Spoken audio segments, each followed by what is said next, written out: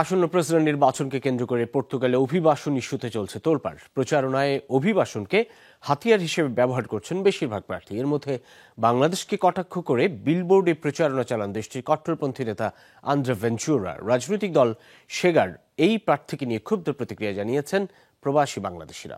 বিজলি কেবলসের skin coated insulation আগুন প্রতিরোধী। বিজলি cables, নিরাপদ আজীবন। পর্তুগালের মন্তিজো এলাকার বাস স্টপে দেখা মিলছে বিলবোর্ডের। দেশটির কট্টর ডানপন্থী নেতা আন্দ্রে ভেঞ্চুরার ছবি সম্বলিত বিলবোর্ডে থাকা লেখাটির অর্থ এটা বাংলাদেশ নয়।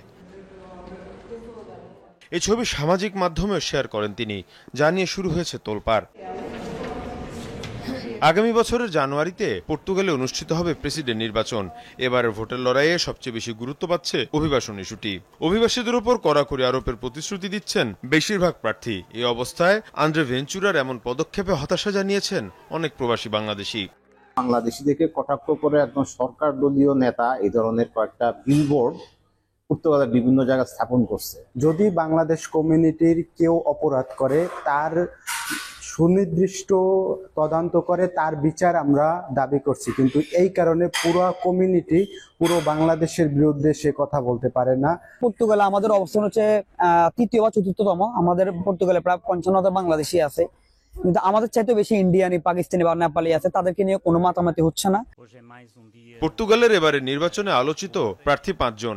এর মধ্যে সবচেয়ে বেশি আলোচনায় পিএইচডি দলের নেতা লুই মার্কুয়েস মেন্ডেস।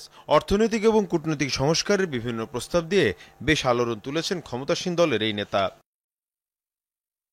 আলোচনার তালিকায় রয়েছেন সোশ্যালিস্ট পার্টির নেতা অ্যান্তোনিও হোসে সেগুরো, শেগা দলের আন্দ্রে ভেঞ্চুরা এবং লিবারেল নেতা হুয়াও কত্রিম। 4 প্রার্থী এবার সবচেয়ে বেশি জোর দিয়েছেন অভিবাসী ইস্যুতে। ক্ষমতায় আসলে অভিবাসন নীতি কড়াকড়ির ঘোষণা তাদের। তবে এর মধ্যে ব্যতিক্রম আর এক প্রার্থী হেনরিক গোভেইয়া মেলো। সাবেক সেনা কর্মকর্তা এবং দেশটিতে কোভিড মহামারী সংকটের সমন্বয়ক এই নেতা অভিবাসীদের স্বীকৃতি এবং মর্যাদার ঘোষণা দিয়েছেন। মীর মুশফিকা হাসান, যমুনা নিউজ।